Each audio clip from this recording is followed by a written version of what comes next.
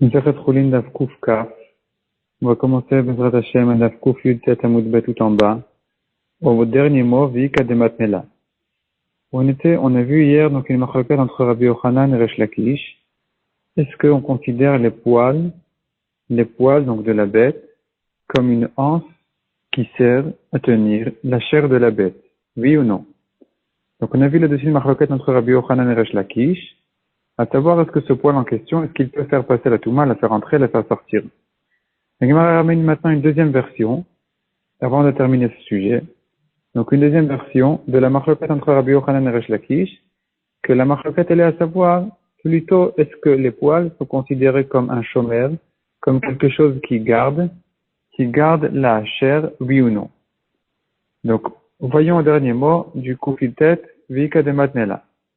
Vika de Matnela Matniti, il y en a qui enseignent cet enseignement, cette marloquette de Rabbi Yochanan et Resh Lakish, sur la Mishnah qui dit, sur notre Mishnah, qui dit Ha'or ve'arote ve'aklipa ve'choulé, donc la peau, la sauce, les résidus de viande dans la marmite, mitzarfin letamot matochalin, ils peuvent s'associer, ils peuvent compléter la quantité d'un kabetza, donc du rhume d'un œuf, pour considérer la viande comme de la nourriture qui peut recevoir de la touma. Amaresh Lakish Loshanu, la Mishnah nous dit que elle a etzem, que un os peut compléter le volume d'un kabetza. Le shomer, parce que l'os, il est le shomer, il garde la moelle qui se trouve à l'intérieur.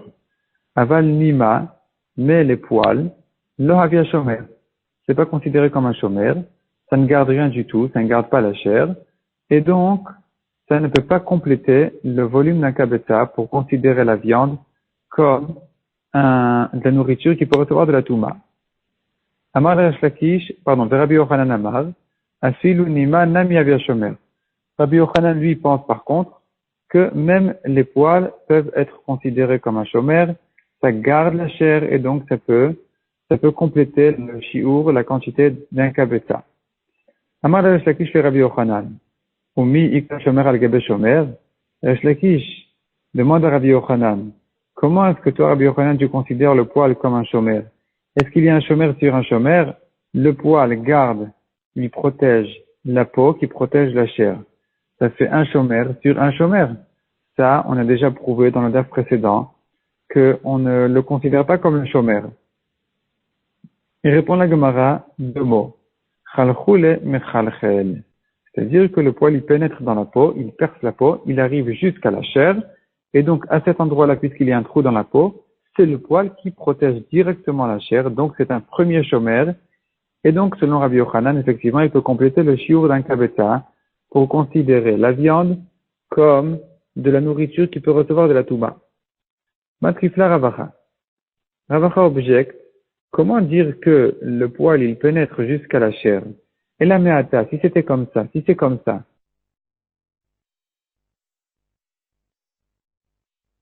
Tivatama, pourtant, il faut que l'écriture soit parfaite, soit complète, elle soit parfaitement écrite uniquement sur le parchemin. Veleka, or on est en train de dire qu'il y a un trou dans le parchemin. Le trou, il y avait le poil. Donc, il se trouve que l'écriture, l'encre n'est pas écrite, l'écriture n'est pas écrite sur le parchemin à cet endroit-là. Donc, comment est-ce qu'on peut écrire des tefilin? Répond la Gemara, Ishtemitete, Ravacha qui a objecté, qui a posé cette question, il a oublié, Adam Rebbe Marava, la halakha qu'on dit en Eretz Israël, Kol Nekev, Shehadi over alav, Eno Nekev. Un trou qui est tellement petit, qui est couvert par l'encre, et que, une fois que l'encre a été écrite, la lettre a été écrite, donc le trou a été bouché grâce à l'encre, il n'est pas considéré comme un trou. Donc, c'est effectivement considéré comme une ktiva tama, une écriture parfaite et complète. Et tu Rabbi Yochanan Resh Lakish. Donc là, c'est Rabbi Yochanan qui demande Resh Lakish. Toi qui ne considères pas le poil comme un shomer, je vais te demander d'une braïta qui dit, or, shiesh alav kezait basar, une peau sur laquelle il y a un kazaït de viande, donc apparemment de nevela, de cadavre, Hanogea bativ hayotse mimenu, celui qui touche un fil de chair qui sort de là-bas, ou beseara shekenegdo, ou bien le poil qui est de l'autre côté de la peau, tamé, il est tamé parce que la touma elle sort. Maïlav mishum shomer. Pour quelle raison il devient tamé en ne touchant que le poil? Pourtant le poil, en soi, il n'a pas de touma. C'est la chair qui a la touma. Donc pourquoi est-ce qu'il est tamé? N'est-ce pas parce que le poil a un shomer, il garde la chair. Et donc c'est la preuve pour moi, Rabbi Yochanan, objection pour toi, Resh Lakish. Répond la Gemara, lo mishum yad. Le poil n'est pas un shomer. Le poil n'est que une anse pour attraper la viande, la chair. Demande la Gemara nima achat lemay chazia. À quoi sert un poil? Est-ce qu'avec un poil je peux attraper la chair? Il va tout de suite se détacher. Répond la Gemara. Kedama Rabbi Il'a. Comme ce que Rabbi Il'a a dit, bemelay sheben hamelein. Un poil de l'orge. Donc c'est comme les poils, on a dit à propos de l'orge, on verra tout de suite de quoi il s'agit, que les poils, s'il y en a un parmi beaucoup d'autres, eh bien, ils peuvent servir même pour tenir avec, attraper avec l'épi de l'orge. Hachanami, ici aussi on peut dire, benima sheben animin. Quand il y a beaucoup de poils en même temps, on peut les tenir, les attraper, et en les tenant, eh bien, on aura attrapé la chair aussi. Ils vont pas se détacher parce qu'ils sont nombreux. Et donc, effectivement, là, chaque poil peut être considéré comme une anse qui sert à attraper la chair, la viande. Et donc, dans ce cas-là, effectivement, on pourra comprendre que la touma, elle peut passer, elle peut sortir à travers ces poils-là, puisque ce poil-là, il sert de anse. Vechaïtma de Rabbi Il'a. Où est-ce que Rabbi Il'a a parlé? Sur quoi Rabbi Il'a a dit son idée de Melai Sheben Hamelein? Ahad etnan. Sur la Mishnah qui dit comme ça. Hamelai Shebashibolin. Les poils qui sortent des épis d'orge.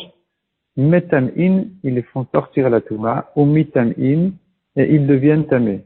Donc si l'orge était tamée, et que le poil de l'orge a touché une nourriture, un fruit, la touma va sortir, et le fruit va devenir tamé. Et inversement, si le fruit c'est lui qui est tamé, ou un homme qui aurait touché les poils de l'orge, de l'épi de l'orge, eh bien, l'orge devient tamé. VN 8 starvin, par contre, ça ne s'associe pas, ça ne peut pas compléter le shiur, la quantité de kabetza, pour être appelé de nourriture, pour recevoir de la touma. Mais là, il a maïchazia. Et sur cette Mishnah, on se pose la question, mais à quoi ça sert un petit poil d'orge? Depuis quand il sert à quelque chose? Est-ce que c'est une anse? Est-ce qu'on peut attraper avec ça l'épi de l'orge? Amar Rabbi Il'a, oui. Les Melai Sheben Hamelein. Il s'agit d'un poil parmi bien d'autres. Et donc, puisqu'ils sont nombreux, ils peuvent servir à attraper avec, à tenir avec, à porter avec tout l'épi. Et donc, c'est effectivement considéré comme une anse. Puisque c'est considéré comme une anse, ça fait donc rentrer et sortir la touma.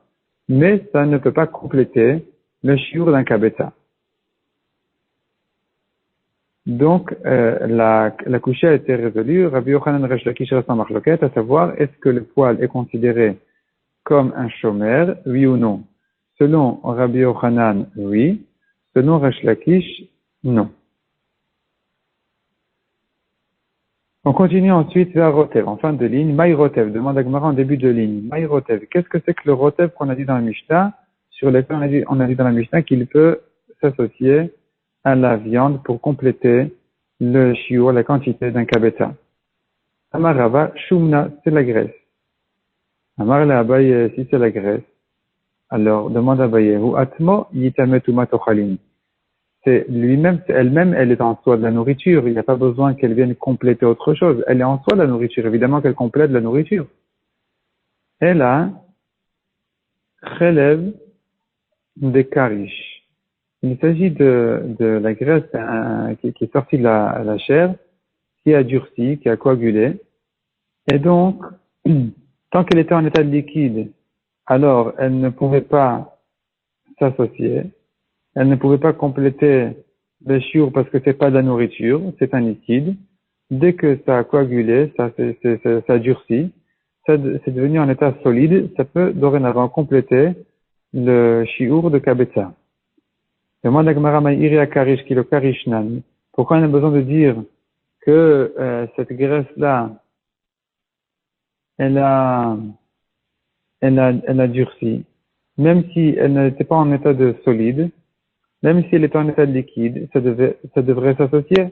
D'Amaresh Lakish, Sir Shalgabe Yerek, donc la la sauce ou l'assaisonnement qu'on met sur le légume, mitzaref le kakotevet b'yom kippourim. Il peut compléter le shiur, la quantité d'une grosse date, qui est le shiur sur lequel on est chayav à Yom Kippour. Donc, Yom Kippour, celui qui n'a pas jeûné, c'est-à-dire il a mangé combien? Il a mangé comme le volume d'une grosse date, il est chayav karet. Et là, l'assaisonnement du légume peut venir compléter ce shiur-là en question. Donc ici aussi, on devrait dire que la graisse qui sort de la viande, elle devrait compléter aussi la quantité de la viande pour être considérée comme de la nourriture et pas comme un liquide. Répond la Gemara, non, c'est différent. Hatam mishumitu vedatau. À Yom Kippour, c'est pas une question de nourriture ou de liquide. C'est pas ça qui nous change quoi que ce soit. La question de Yom Kippour, c'est une autre question. Et la question, elle est, est-ce que il a un itu vedata? C'est-à-dire, est-ce que son esprit s'est calmé du jeûne? Oui ou non? Si son esprit s'est calmé, donc il n'a pas souffert du jeûne. Il n'a pas accompli la mitzvah qui dit de jeûner Kippour, donc de souffrir du jeûne. Donc, il trouve data, s'il s'est calmé, bechol de mitzvah date.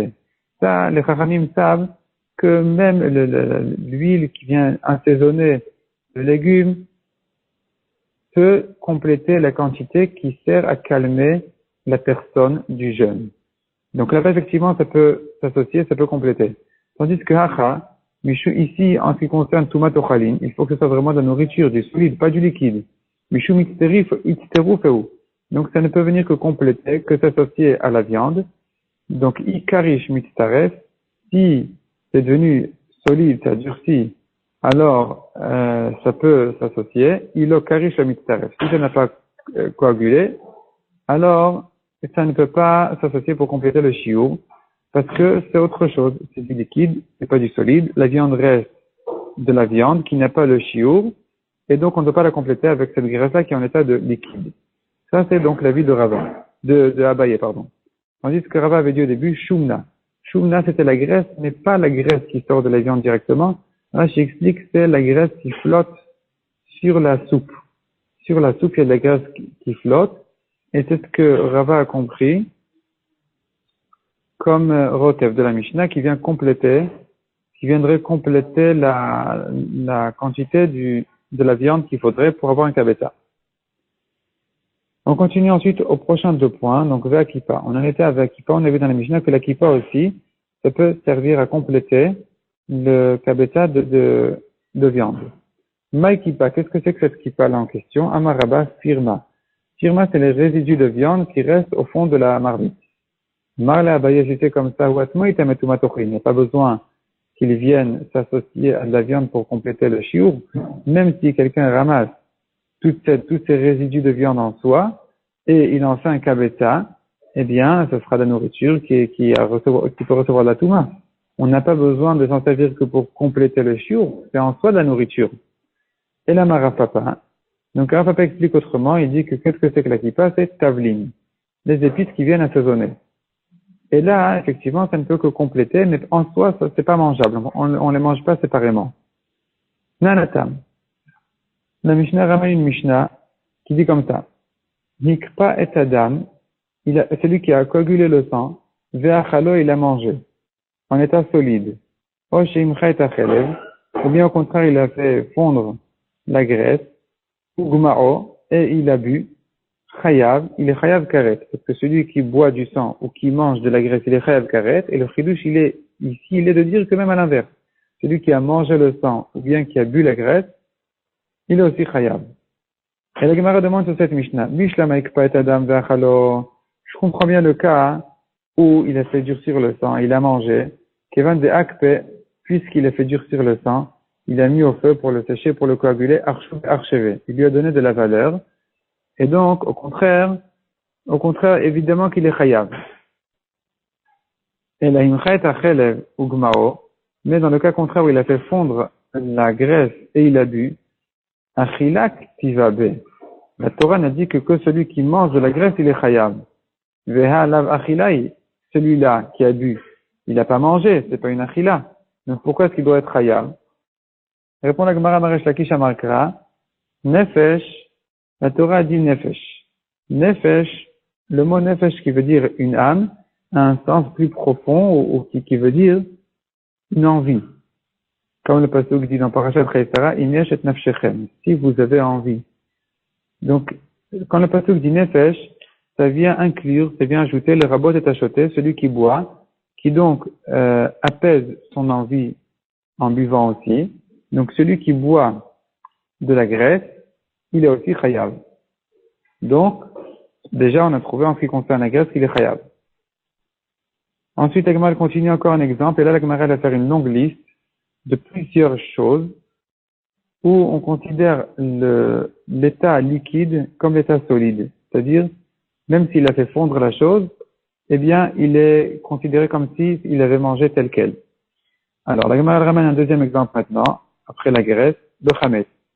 À propos du chametz aussi, on a enseigné une braïta pareille. Imcha ou gmao, celui qui a fait fondre le chametz, et il a bu.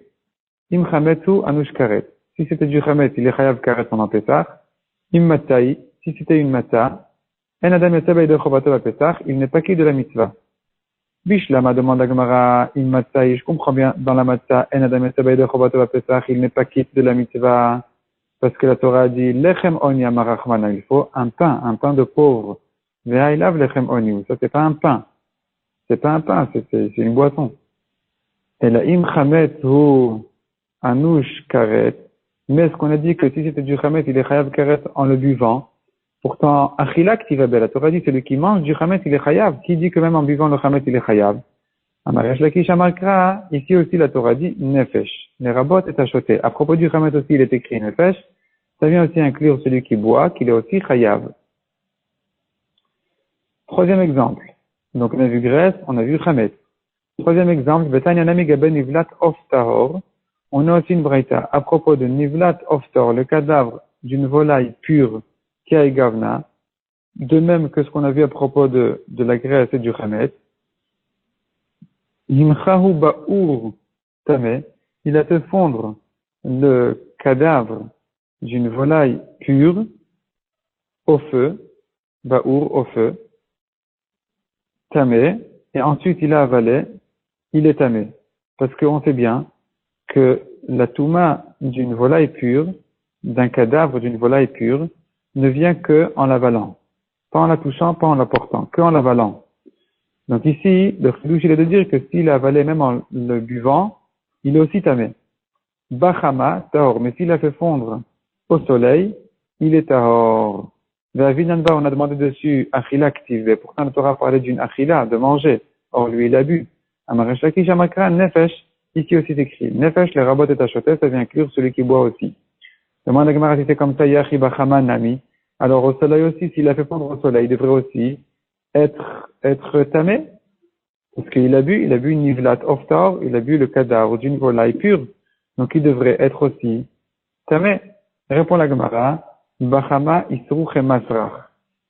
Au soleil, ça s'abîme. Au contraire, ça s'abîme. Donc, au feu, alors on peut dire, il a fait fondre, c'est une sorte de cuisson. Donc, il n'a pas abîmé. Il a avalé, il a bu vraiment un cadavre d'une volaille pure, donc il est tamé. Tandis que s'il a fait fondre au soleil, là, au contraire, ça s'est abîmé, et donc, sur ça, la Torah n'a pas parlé, et il est tahor. Utriche, la Gemara dit, la Torah a besoin de se répéter 3 fois, et à propos de la graisse, et à propos du chametz, et à propos du cadavre d'une volaille pure, pour nous dire que, dans tous les cas, même s'il a bu, c'est comme s'il avait mangé. Dit katavrachmana chelev. Si la Torah n'avait écrit que chelev, que la graisse, chametz lo atimine, n'aurait pas pu apprendre de là le chametz. Pourquoi? Sheken lo aita lo sh'ata kosher. Parce que la graisse n'a jamais été permise. Tandis que le chametz, c'est moins grave avant Pessah. Quelque part, c'est moins grave, parce qu'avant Pessah, c'était permis. Donc, qui dit que ici aussi, en buvant, il est aussi chayav? Peut-être que ce n'est qu'une khumra, peut-être que cette khumra-là ne regarde que la graisse, qui était toujours interdite. Nevela, lo atimine. De même, on ne peut pas prendre la nevela de la graisse. Pourquoi? Chez Kanush karet. Parce que la graisse, celui qui la mange, il est chayav karet, donc c'est spécialement grave. Tandis que la nevela, il n'est pas chayav karet. le cadavre, il n'est pas chayav karet dessus. Donc ici, peut-être qu'en état de liquide, il n'est pas tamé non plus. Et si la Torah n'avait écrit que chametz, qu'à propos de chametz, qu'en buvant il est chayav, je n'aurais pas pu non plus apprendre d'ici, ni chelev, ni graisse, ni nevela. Pourquoi? Chelev lo atimine, je n'aurais pas pu apprendre d'ici la graisse, sheken lo hutar miklalo. Parce que le chametz, il est spécialement grave, il est plus grave quelque part que la graisse, parce que le chametz, il n'a pas d'exception. Tout chametz est interdit à Pessah, tandis que les graisses, il y a des exceptions de graisses permises, comme on verra tout à l'heure. Ou nevela lo atimine, et nevela, on ne peut pas non plus apprendre de chametz. Pourquoi? Chez Kanush Karet, parce que celui qui mange du chametz pendant Pessah, il est chayav karet, tandis que sur la nevela, il n'est pas chayav karet. Il est chayav malkout, on le frappe, mais il n'est pas chayav karet, c'est moins grave. Donc peut-être que la nevela, en la buvant, il n'est pas tamé. C'est pour ça que la Torah a eu besoin de se répéter dans nevela aussi, encore une fois. De même, si la Torah avait écrit ce chidouche là que à propos de la nevela, qu'en buvant il est tamé, Hanach le Atiamina, on n'aurait pas pu apprendre d'elle. Hanach, les autres, le Atiamina, on n'aurait pas pu les apprendre d'elle, de la nevela, chez Ken Metama, parce qu'elle rend tamé. Tandis que la graisse et le chametz ne rendent pas tamé. Donc on ne peut pas les apprendre de la nevela. Chada mechada lo atia. La Gemara dit c'est bon, on a conclu, on ne peut pas prendre un de un. Un de l'autre, une halakha d'une autre, on ne peut pas l'apprendre, mais peut-être qu'on pourrait apprendre une halakha des deux autres. Pourquoi la Torah a besoin de se répéter 3 fois? Elle aurait pu les dire 2 fois et j'aurais appris la 3e. Et la Gemara maintenant, elle va essayer d'analyser justement quelle est la 3e qui est en trop. Laquelle tu pourrais apprendre des 2 autres. Alors que la Torah n'écrive pas la nevela, et on l'aurait apprise des 2 autres. Donc de chametz et de chelev. La Gemara dit non, on n'aurait pas pu l'apprendre. Pourquoi? Malehanach sheken anush karet. Chametz, à Pessah et chelev, on est chayav dessus karet, tandis que nevela, on n'est pas chayav karet. Donc qui dit qu'elle aussi en état de liquide, elle rend aussi tamé? C'est pas la preuve. Donc la Torah était obligée de le répéter dans nevela. Que la Torah n'écrit pas à propos de chametz, qu'en état de liquide, c'est aussi chayav, on aurait appris des 2 autres. La Gemara dit Malehanach, les 2 autres, donc chelev et nevela, sheken, no italen shata kosher. Ils ont une raison ils ont une svara de chumra plus que chametz, c'est qu'ils n'ont jamais été permis. Ni la nevela, ni la nevela, donc depuis que la nevela, le cadavre, il a toujours été interdit, et de même, la graisse a toujours été interdite. Tandis que le chametz était permis avant Pessah. Donc peut-être que lui en état de liquide, on n'est pas chayav dessus. Alors la Torah dit bon accord, ça va. La Torah a eu besoin d'écrire nevela, elle a eu besoin d'écrire chametz. Mais chelev, la graisse, pourquoi la Torah a eu besoin d'écrire? La Torah n'avait pas besoin d'écrire graisse, mais on l'aurait apprise des 2 autres, donc de chametz et de nevela. Mais la Gemara repousse ça aussi en disant Malehanach sheken lo hutru miklalan. Chametz et nevela n'ont pas d'exception à leur issour. Tomar bechelev shutar miklalo. Tu vas prendre de là pour chelev la graisse, qui a des exceptions chez hutar miklalo, des fois il est permis de manger de la graisse. Donc ici peut-être que non, peut-être que c'est différent, peut-être que puisqu'on a trouvé des graisses permises, alors on devrait dire de même qu'en état de liquide, ça pourrait être permis. C'est pour ça que la Torah a besoin de se répéter une 3e fois et dire que non, ici aussi, celui qui boit, il est aussi chayav. Umayniu. Et demande la Gemara donc, la Gemara demande tout de suite, où est-ce qu'on a trouvé une graisse permise? Il est machelev bema legavoa, s'il s'agit des graisses de bema, d'animaux domestiques, qui ont été permises, des gavoa pour le misbéach en tant que korban, au sacrifice, demande la Gemara, nevela nam ishtarai. On a trouvé aussi, dans les korbanot, que des cadavres sont permis. De quoi il s'agit? Melikat of, les gavoa. C'est-à-dire, les korbanot, les offrandes de volaille, on leur fait pas la shrita. On leur casse la nuque avec l'ongle du pouce du Kohen. Donc si c'est pas une shrita normale, ça s'appelle dorénavant un cadavre. Et malgré tout, malgré tout, c'est accepté en tant que korban.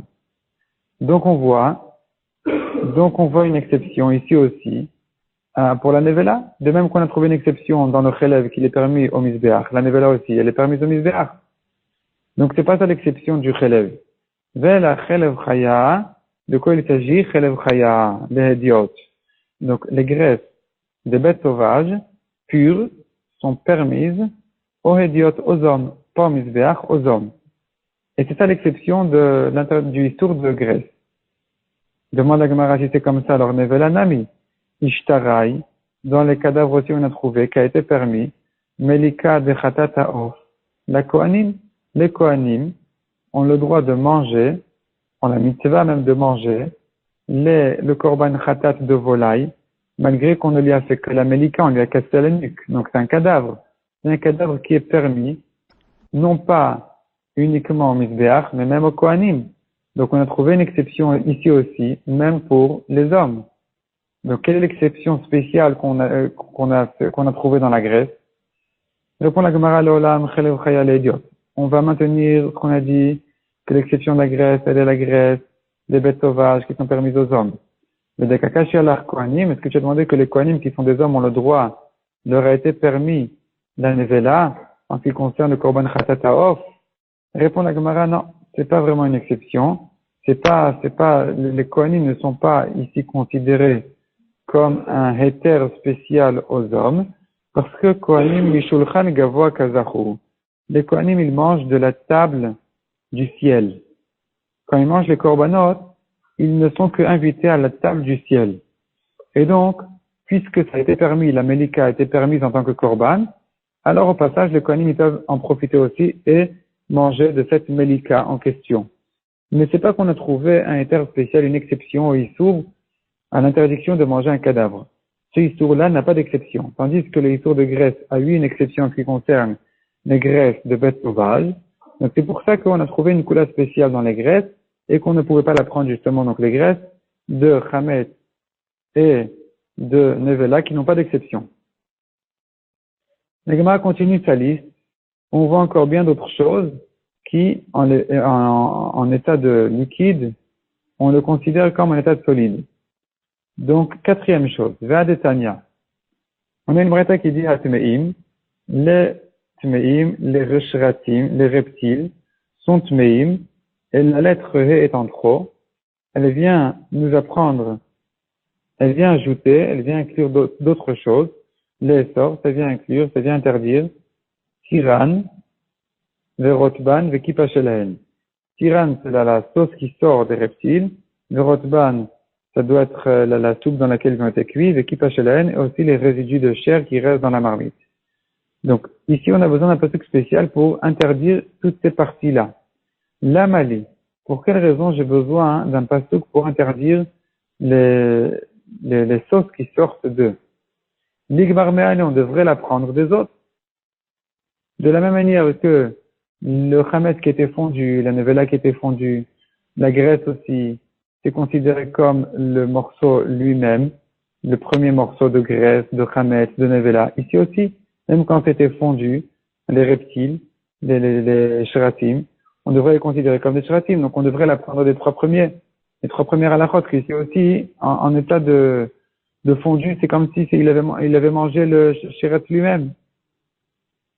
Répond la Gemara, non, on a besoin de ce pasuk-là. Si la Torah ne l'avait pas dit, Avamina, j'aurais dit, Dayol et Baminadin, il est suffisant pour celui qui a été appris, l'iot kenidon, d'être comme celui qui l'a enseigné. C'est-à-dire, si on avait appris la halakha des reptiles, qu'en état fondu, ils sont comme un état solide, si on avait appris cette halakha-là de chamet et de chelev et de nevela, on aurait dû dire que cette halakha-là, ce chidouche-là est limité à la quantité qui est adaptée au chamet, à la graisse et à la nevela. C'est-à-dire, ma'atam adeika kazait, de même que là-bas il faut un kazait, afachanami adeika kazait. Ici aussi, jusqu'à ce qu'il y ait un kazait, il n'est pas chayav.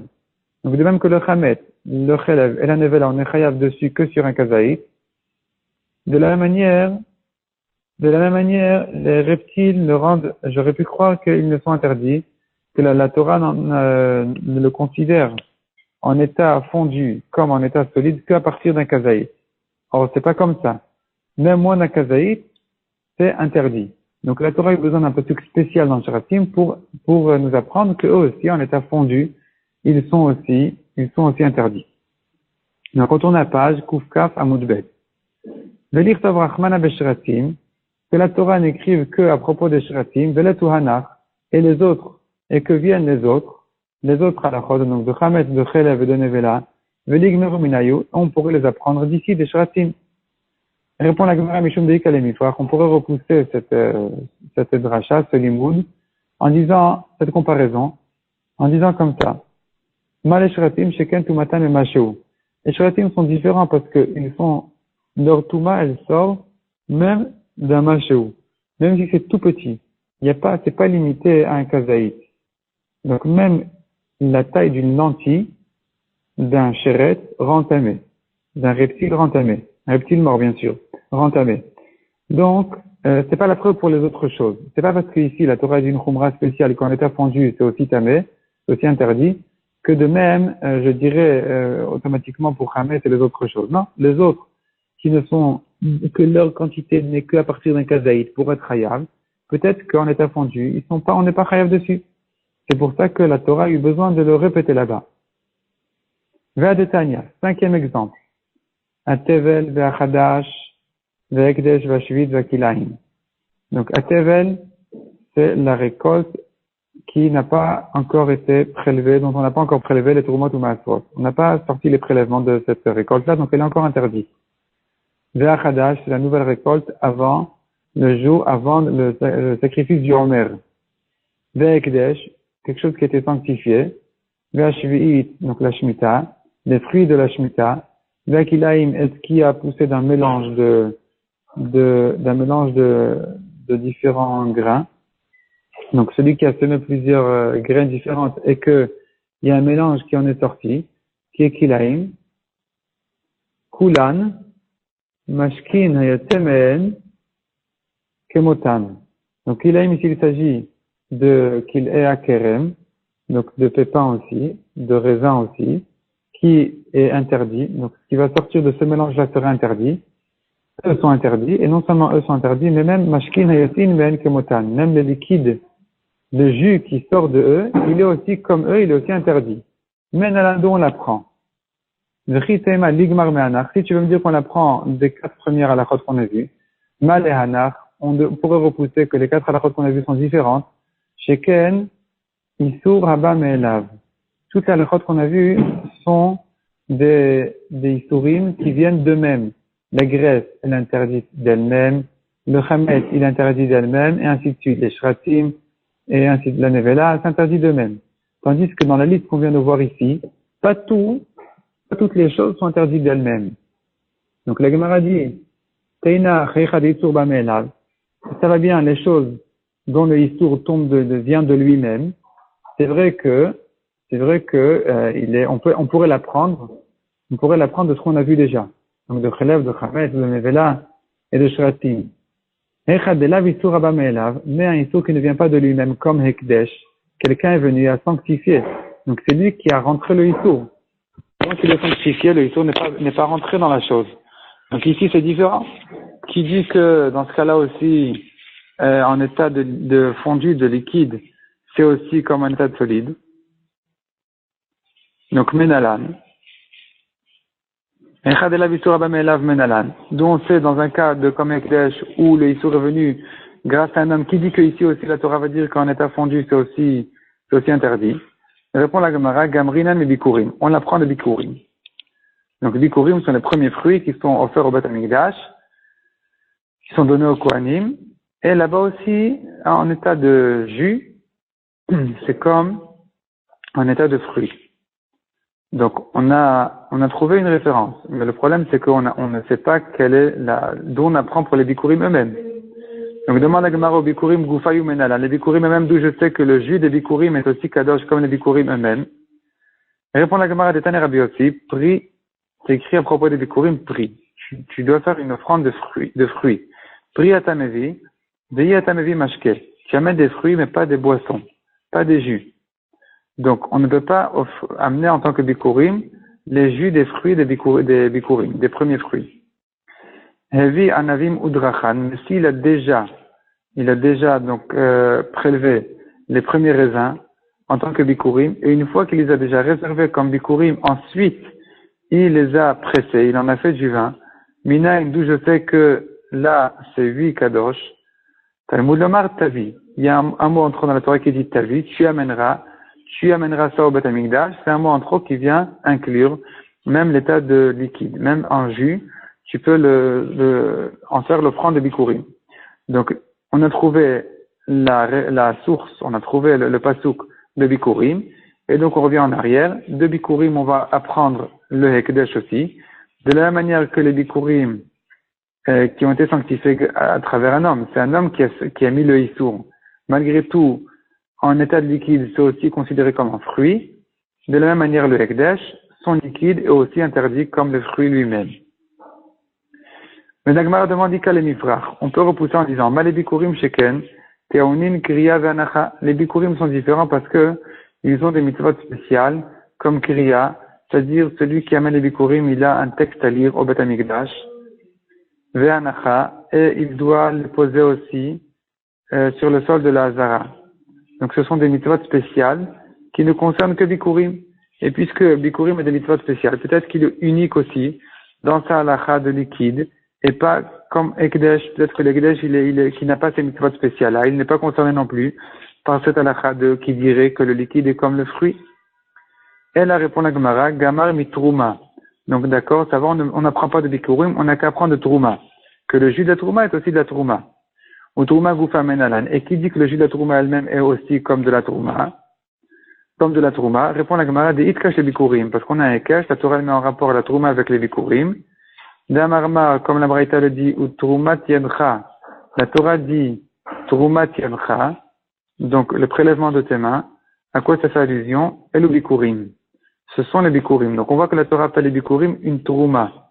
Donc puisque les bikurim ressemblent à la trouma, on apprend de là, de même que les bikurim, leur jus est comme leur fruit, il est aussi kadosh, si ça a été pressé après avoir été prélevé.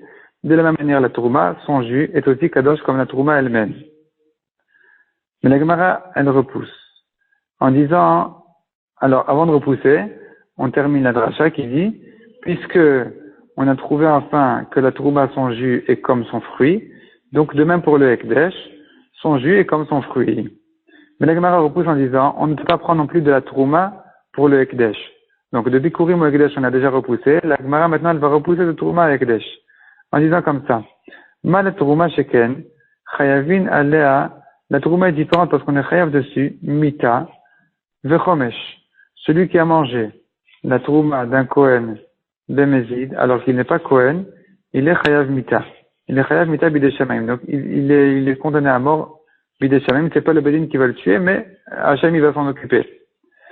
Vechomesh, et s'il était shogeg, il savait pas que c'était de la trouma, et il a quand même mangé, il doit rembourser au Kohen, déjà le capital de ce qu'il a mangé, et un quart en plus. 25% de plus, ça fait 125%, et donc les 25 au-dessus des 100%, ils sont le cinquième des 125. Et il doit rajouter ce chomesh en question, qui est une khumra spéciale qu'on ne trouve que dans Trouma, et qui dit que dans le Kedesh aussi c'est pareil. Dans le Kedesh on n'a pas dit cette halakha-là. Donc il dit que là-bas aussi le jus, sur le jus, le jus sera comme le fruit lui-même. Elle répond la Gemara, Gamar mitarvayu. Donc c'est vrai, de Trouma uniquement on ne peut pas apprendre pour le Ekdesh. Comme on vient de voir que sur la Trouma on est chayav mita et chomesh. De Bikurim on ne peut pas non plus apprendre pour le Ekdesh. Comme on a vu que Bikurim a une mitzvah spéciale de Kriya Vanacha, il y a une lecture à faire. Et il faut les poser aussi sur le sol de la Hazara. Donc on apprend les deux ensemble. Mitrouma ou Bikurim. Le Trouma et de Bikurim. Mais la Gemara dit non, mal et Trouma ou Bikurim. Les deux ont un point commun. Sheken chayavin ala mita vechomesh. Et la Trouma et le Bikurim, on est chayav dessus bemezid mita et beshogeg chomesh. De rembourser 25% de plus. Donc c'est une khumra spéciale qu'il n'y a pas dans Hekdesh. Et qui dit que dans Hekdesh aussi on dira que le jus est considéré comme le fruit.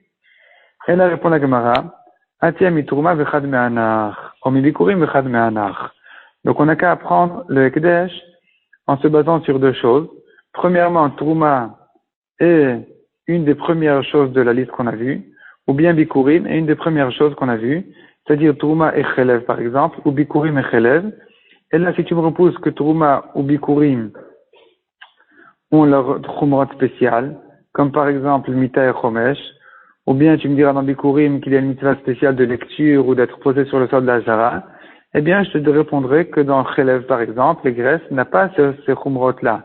Il n'y a pas de Chiyuv Mita ou de Chomesh, ni de lecture à faire sur la Grèce. Donc on pourra prouver la Grèce que le liquide est comme le solide. Et si tu viens me repousser en me disant que la Grèce c'est un Issour Abba Me'elav, c'est un Issour qui vient de lui-même, tandis que le Ekdesh il est venu à travers un homme qui a sanctifié, eh bien je dirais, la Trouma va prouver que malgré que c'était prélevé par un homme, c'est un homme qui a mis le Issour de la Trouma, malgré tout son jus est considéré comme la Trouma elle-même.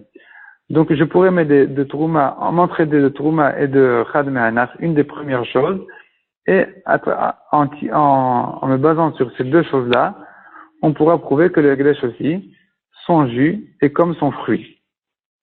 La Gemara continue en ramenant encore un exemple. On a une Mishnah qui dit Dvash Tmarim, le miel des dattes, Veyen Tapuchim, et le jus de pomme, Vechomet Sitvaniot, et le vinaigre de raisin, les raisins d'hiver qui ne mûrissent pas en été. On en fait du vinaigre. Ou Charmine Perot Trouma, et d'autres fruits de Trouma, Rabbi Eliezer Mechayev Keren Vachomesh. Rabbi Eliezer dit celui qui les mange, il est chayav, donc un étranger qui n'est pas Kohen, qui les a mangés, il est chayav dessus. Il est chayav dessus, Keren le capital, Vachomesh encore un cinquième. Le Rabbi Yoshua Poter, selon Rabbi Yoshua, il est patour. Bema il pligue, quelle est la marloquette? Quelle est la marloquette à savoir est-ce que je considère ces jus-là comme des fruits, et donc ils devraient être chayav, ou je ne les considère pas comme des fruits, donc il est patour. Pourquoi est-ce que Rabbi Eliezer les considère comme des fruits, et Rabbi Yoshua ne les considère pas comme des fruits? Répond la Gemara, Bedun mina ou mina, ou bedun mina v'oki be'atra kamiflege. C'est-à-dire, cette phrase-là, c'est une phrase qui se répète beaucoup dans le chasse, c'est une expression qui veut dire comme ça. Quand j'apprends la halakha B de la halakha A, est-ce que je prends toutes les lois de la halakha A et je les adapte à la halakha B, ou bien je dis non. La halakha B, elle a ses particularités, elle a sa halakha spéciale, elle a ses lois spéciales. Donc c'est vrai que je peux apprendre spécifiquement une halakha de la halakha A, mais c'est pas pour autant que tout ce qui a été dit dans A va entrer dans B. Donc c'est ce qui s'appelle ici Dun Mina ou Mina.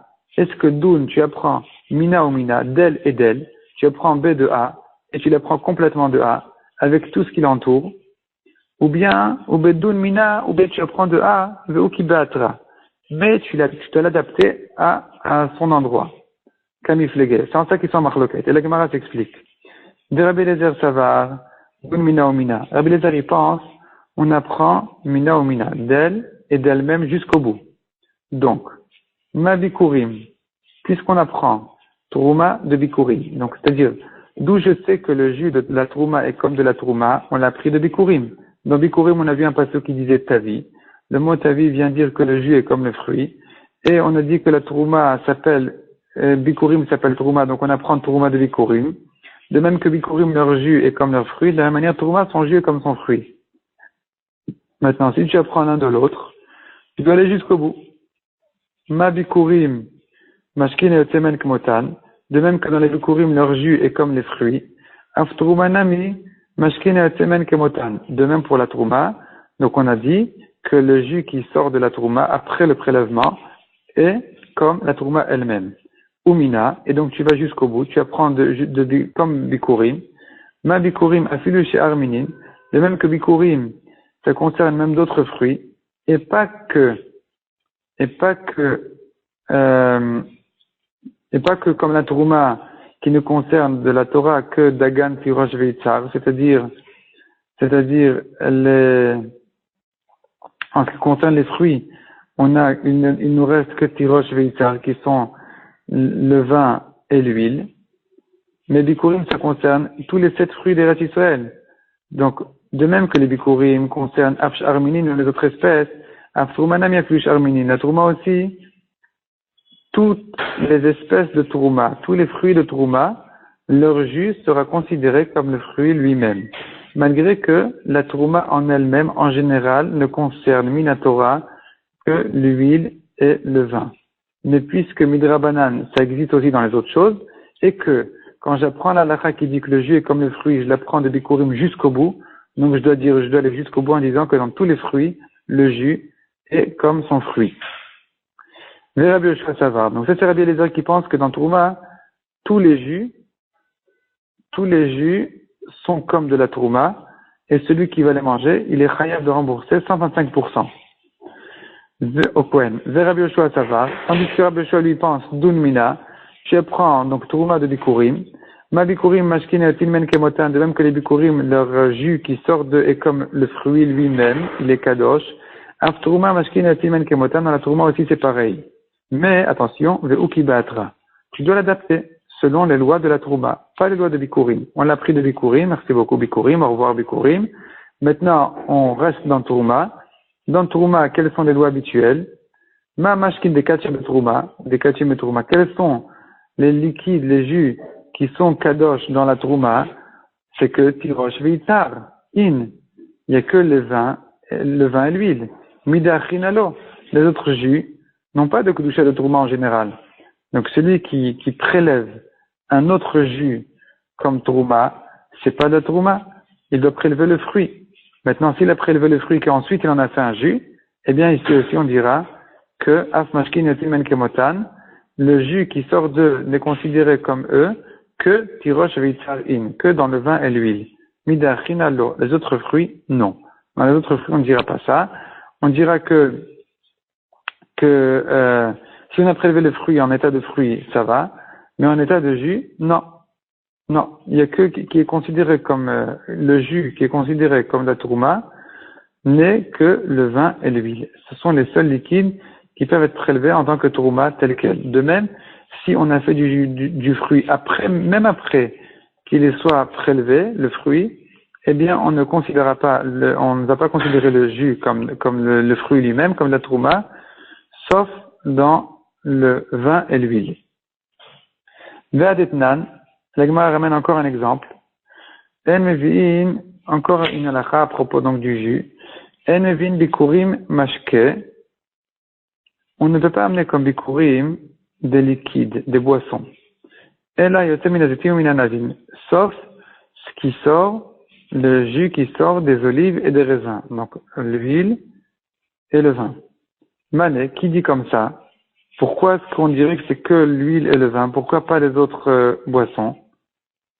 Rabbi Yoshua, ça ne peut aller que comme Rabbi Yoshua. D'Amar Dunmina Rukibatra, qui a dit, comme on l'a vu, tu la prends, la trouma de Bikurim, mais tu dois l'adapter aux règles de la trouma. Et donc, Vegamalo le Bikurim et trouma. Et maintenant, il retourne en arrière, et il apprend Bikurim de trouma. Donc, au début, à la base, on avait appris trouma de Bikurim. C'est-à-dire, ça commence comme ça. La Torah dit à propos de Bikurim que le jus est comme le fruit. Ensuite, on a pris Tourma de Bikurim. Quand on a pris Tourma de Bikurim, on a adapté cette halakha que au vin et à l'huile, qui sont les seuls liquides qui peuvent être prélevés en tant que liquide ratrila, comme Tourma. Les autres liquides ne peuvent pas être prélevés en tant que Tourma, et donc même s'ils ont été prélevés en état de fruit et qu'ensuite on les a pressés, leur jus, comme on l'a vu, selon Rabbi Yoshua, n'est pas considéré comme le fruit, n'est pas considéré comme la Tourma. Celui qui le mange, il n'est pas capable de rembourser 1/5 en plus. Donc, on a, à propos de Trouma, que le vin et l'huile. Et donc, on apprend à nouveau, Bikurim de Trouma, que de même que la Trouma, on n'a que le vin et l'huile, de la même manière pour les Bikurim, on ne peut amener comme mashke, comme jus, que le vin et l'huile. Ve'adetnan. La Gemara ramène encore un dernier exemple. À propos de Orla. En sofginet arbaim mishum Orla. On n'est pas sofginet arbaim, c'est-à-dire chayav malkout. On ne reçoit les 40 coups de malkout que mishum Orla pour avoir mangé de la Orla, qui sont les fruits d'un arbre qui n'a pas eu encore 3 ans. Et là, la yotzem minazetim minanavim, que sur le jus qui sort des olives et des raisins. Donc l'huile et le vin. Mané, qui dit ça? Pourquoi sur les autres jus on n'est pas chayav? C'est Rabbi Yoshua, à nouveau c'est Rabbi Yoshua, des Amar qui a limité les jus dans la trouma à l'huile et au vin, et que ensuite il a pris de la trouma pour les bikurim aussi, que ce n'est que sur l'huile et le vin que on ne considère ça comme des fruits qui peuvent être offerts en tant que bikurim. Et lui, Rabbi Yoshua dit Domina Vukibatra, donc comme on l'a dit, il apprend la trouma des bikurim, mais il adapte aux règles de la trouma. Vegamalo les bikurim et trouma, et ensuite il a à nouveau appris bikurim de trouma pour dire que dans les bikurim aussi on ne peut offrir comme jus que l'huile et le vin. Ve'adar, et ensuite il revient, Ve'adar ma'til al-orla, il apprend la orla, prim bikurim, il apprend à nouveau orla de bikurim, par une xerashava de pri, de même qu'il écrit pri dans bikurim, de la manière il écrit dans orla, donc on peut apprendre orla de bikurim, en disant que de même que les bikurim, on a comme jus que le vin et l'huile, de la même manière, en ce qui concerne la orla, on est chayav que sur le vin et l'huile. Tandis que Rabbi Eliezer qui dit que pour la trouma, que tous les jus sont considérés comme de la trouma, même si tous les jus sont considérés comme la trouma elle-même, comme le fruit, pas que l'huile et le vin, donc il ne pourra pas dire comme ça. Lui dira que les bikurim aussi, on peut faire une offrande de bikurim de tous les jus. Et dans la orla aussi, on devrait être chayav sur tous les fruits, non seulement sur tous les fruits évidemment, mais même sur tous les jus de tous les fruits, on devrait être chayav aussi.